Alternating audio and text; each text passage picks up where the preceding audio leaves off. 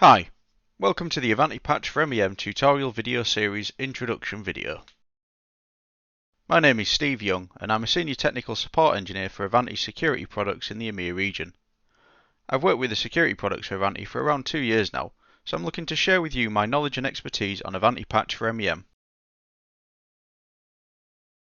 Now let's review the agenda for this tutorial video series.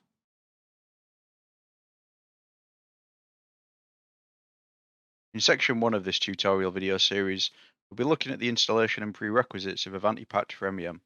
In section 2, we'll be looking at performing the initial setup, which includes using the configuration checker. Section 3 is about using smart filters.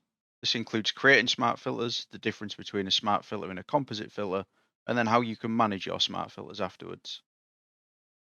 Section 4 is about managing updates. This is where you'll be able to publish your updates manually, going over the additional publication options, and then how to expire and delete your updates. Section 5 will cover making use of the automation scheduler. This includes automated publishing, synchronizing applications, and Microsoft Intune. And our final section of this tutorial video series covers the advanced configurations. Thank you for checking out the introduction video to the Ivanti patch for MEM tutorial video series.